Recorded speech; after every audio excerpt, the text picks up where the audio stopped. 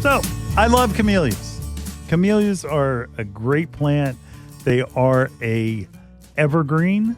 They have normally been only available to be grown kind of like we talked about crepe myrtles last week, and that they are like a southern plant that you didn't think, like, can I really grow these in New York? Can I grow these actually in New Jersey or in Pennsylvania? And the answer is yes. There's a new push to get a better variety of camellias that have a hardiness zone in our area. And we're talking about 6. So if you're in the cold areas and your zone is 5, you can try it, but make sure they're in a protected area. That's the key. If you don't have them protected, and I'm talking about mostly from winter winds, they're not going to do well. So let's dive in. Camellias bloom at different times of the year based on their variety.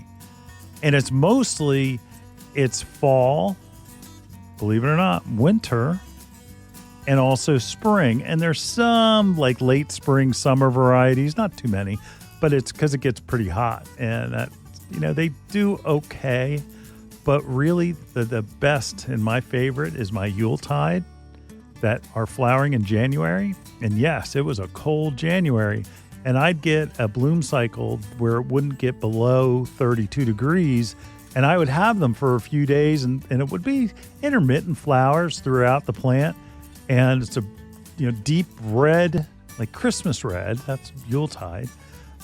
Christmas red with anthers that are bright yellow.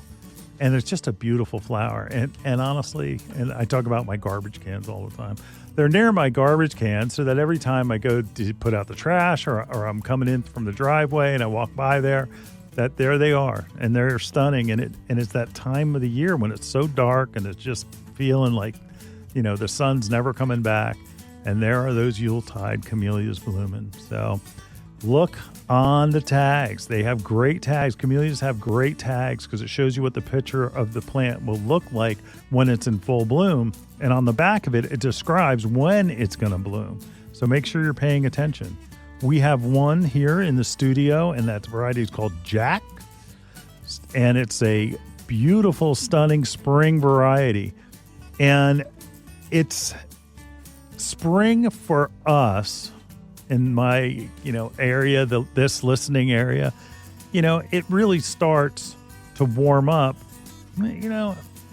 like March. Comes in like a lion, out like a lamb. It's been a lion. We've had a few nice days, which has been great, but it's been pretty cold. We were in below 30 just recently, and that we have to irrigate our nursery stock. One of the things about having a garden center is that you need to put on your sprinkler system for your plant material that you're getting in because they need to get watered. And we get concerned when our temperatures go down below freezing. So we're paying attention to the weather, not only for the plants, but also that we don't want to have to be replacing cracked PVC. So until we get weather that's consistently above 40, your camellia flowers may show little signs of stress. They may brown out a little bit, but honestly, they adapt from that southern pattern to the northeast. And they end up, when they rebloom, they'll be gorgeous. It's amazing on how beautiful they are. Like April Tryst is one that I was going to bring in, but the plant is too big. But it's a beautiful camellia, great flowers. And there's also a series that is for specific. They all have winter in the name, like for instance, Winter Star, Winter Interlude, Winter Rose, Winter, and all of those are the ones that are going to bloom between December and January. Now I have mine where again it's Yuletides. Mine are still there's interspaced flowers around the plant. So it's still blooming. April Dawn is a great spring variety. Again, there's other, like April Snow is a late spring white, and the flowers are enormous. But if you want to think about how to take care of them, think about how you take care of a rhododendron or azalea. Same type of thing, likes that slightly acidic soil, likes to be fed, has a root system that you need to have mulch and kept watered. and it basically is the same type of care, but here's the big but. An Eddie Murphy song? Yeah, it was. Anyway, I digress.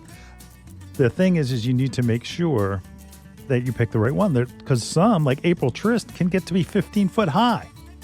Now, I don't know if that would happen here in the Northeast, but even so, 10, that can get big. So you're going to have to do some maintenance. Where there's other varieties, like for instance, there's a snow flurry camellia, 4 foot tall. So it's a lower variety. And one thing to look for when you're picking out the camellias, especially when you see it's camellia, and that this is like the formal name, the botanical name, the Latin name, where it has Camellia japonica, or sometimes you'll see it as Camellia J period, and then its variety. So for instance, you would see Camellia japonica and then in quotes April Dawn. So again, it's the way that you identify the plant in the family, and so genus, species, and variety. So genus is Camellia, and then the variety is what's going to really tell how it's going to grow. But if you are looking for hardiness and you're looking for in the northern regions, I mean, I would never go with camellia. Mostly japonicas are what you're looking for, and they can tolerate surprisingly low temperatures. So you got to plant them in an area where they're sheltered from cold. They can't be in like the middle of an island in the front yard where it's subject to winter winds and it's drying out and it's just under so much stress that you're killing it. And depending on what the winter is like, you may do that. It may end up dying. So make sure that you're putting it in a protected area, close up to like a bed, somewhere where it's not subject to the onslaughts of winter. And let's see. So when should you plant them? Spring or fall? Believe it or not, this is one plant that you want to plant in the spring. You may find it available in the fall, but it's always best to plant in the spring. So make sure you're going out to your local garden center and looking for camellias now. And again, they should have them. A lot of the independents will have them. Like, you're not going to find them at Depot or Lowe's, but you will find them at your local garden center. And they can help you pick out the best varieties that are for your particular area. So feeding, what do you do about feeding? You're going to do just like you do with your evergreens. They're going to be holly. You're going to do a Spoma holly tone, which is all organic. Love that. And you're going to do it in the spring, and you're going to do it in the fall. Now, this is also one plant that will benefit if you're using a water soluble. You know, those where you mix up put a teaspoon or two of blue dye stuff, and you don't know what it is, but it's blue and it works. You know, Miracle Grow is probably the most popular, but you don't want that version.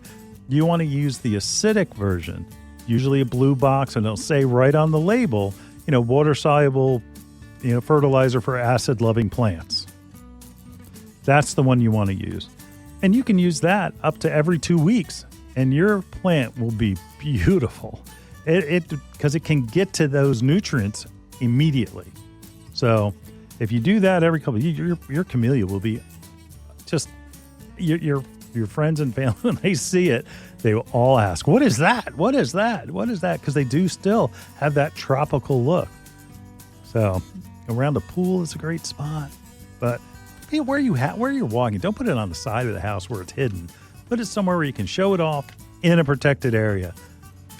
Camellias, I love them. I think every landscape should have at least one or two, because they're just so contradictory to our standard flowering plants. So again, go out to your local garden center, pick up a camellia, plant it, and give it some love, and it'll return it because the blooms are just incredible.